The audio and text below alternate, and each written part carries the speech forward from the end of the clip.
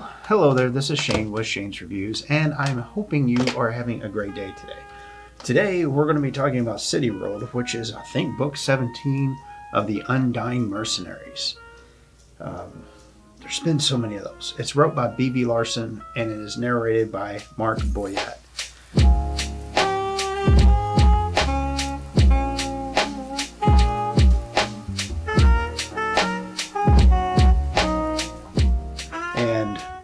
First thing that I want to say is, if you've never read any of these before, it's a very interesting concept in that we are a fringe world and there are these aliens that show up and we get brought into the fold, etc., all that. But we're expected to just be manufacturing the one thing they tell us that we can manufacture and or do. If you go outside of that, then it's considered bad, which is kind of a weird way of keeping things locked down. Now, there is a lot of history with these books whenever it comes to the way that things have been done, the way that things have come around. So let's say this first. Since the last book that I read actually had a note to the editor that was like right in the middle of the book, it kind of took me aback because I mean, I was a little bit on the fence, hit or miss on it, on if I wanted to continue reading it, and that just kind of like cinched it up for me. But the production in this is actually really good, and Mark Boyette is a champion. He always does a good job. I don't think I've ever read anything that he's done that I didn't enjoy. Even if the story was bad, there was enough of the way that he would present it and enough of himself inside of the characters that doesn't go bad. Where do I even start? Okay, we'll just do a brief recap and then a little bit of a, why is this cool?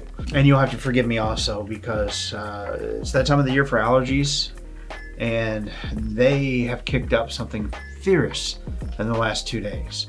However, all right, so in the last few books, the way that we've seen things happen is we have found out more about the Mogwai, which are the supreme rulers in the center of the galaxy. And there apparently is a throne that needs to be occupied, but nobody has actually been able to step into it.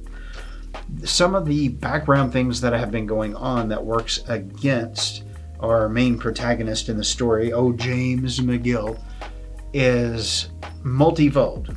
So pretty much every planet that we as a society go to in this universe, we've gone there because we are the enforcers of that province or this province that we're in, and we are trying to do things that the Mogwai have asked us to take care of. Now, it's important to realize that we've not made friends for the most part, and it's also one of those things where if you think about it in retrospect, it makes perfect sense, because I think the last book they mentioned that we are not the favorites of the universe. We are not the favorites of the galaxy or even our own system or province of which we are in. Mainly because even though we've been told one thing and we go in and we take care of it, what actually happens is after the fact, after we leave and everything is fixed, for the people that actually live there, it is so much worse off than what it was before. And this would be true with any enforcement force that would go out and do it. It's not just humans screwing it up, although we're pretty good at doing that ourselves. So we've got that aspect where a lot of places aren't happy. So we've got the Rigelians, which are the little angry bears. Think about Teddy Ruxpin with a knife, with the attitude of Chucky, and as tough as Terminator. A Terminator would be about that tough. They don't put up with a bunch of crap, and they don't like it. They don't like humans. They're just that way. But we've also got the Blood Worlders that we've picked up along the way, and then the Cephalopods, which they had a pretty good run for a few books. And it's all these little things that are working against humanity on being able to move forward. And it's also working against the Mogwai, because as the galaxies and universes move through space and time, things don't stay where they're at. They spread, they move, some things bump into others, etc. And so your province lines actually change a little bit. So at one point we had the Skay that we were having to deal with, which is essentially the size of the moon. They are machines and they lack a lot of empathy. The way that James McGill works is he will go into a place And he will do all kinds of backhanded, silly things just to get to the point where he can make a deal so humanity can survive. He's very interested in saving his own skin. He is very much a womanizer. As horrible as it is, I absolutely love the character, or I wouldn't have read that many of these books to this point. But as far as like some of the things that he does, he's just waiting to get canceled in a way, you know. It's just it wouldn't take much. As far as the rest of the story goes, I mean, you've got that kind of relaxed intro, but then from that point forward, it's really not a whole lot of relax. There's a whole lot of get it done in this book, which sometimes they're not like that.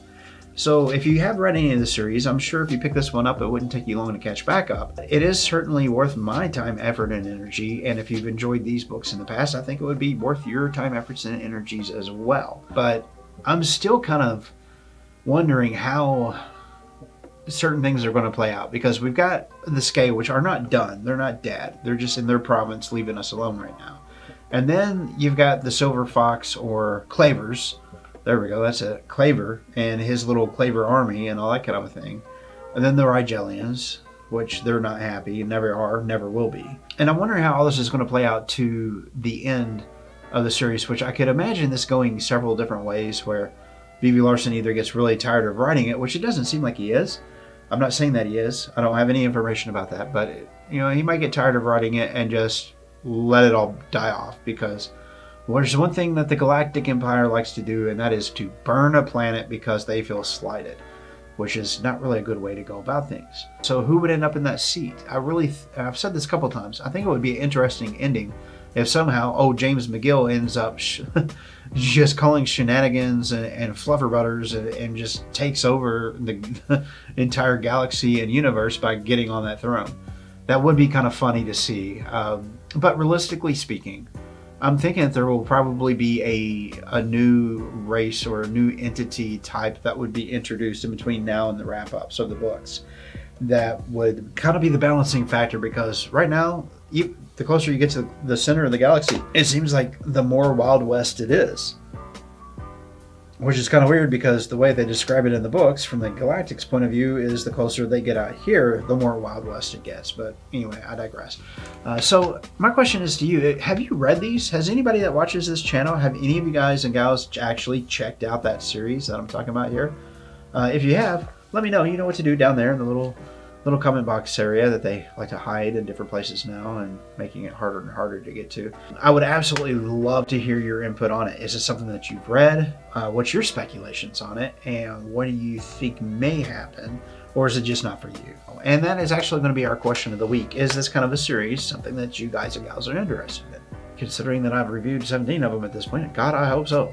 If not, boy, have I missed that mark. Anyway, the long and the short is, I can't wait for the next one. It is such a guilty pleasure of mine. I absolutely enjoy reading these. So if B.B. Larson ever happens to see this video, thank you, my man.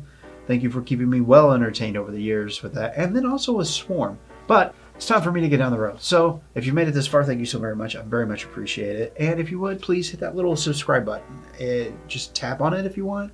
Or if you would like, do a burnout on it with your car. I don't care.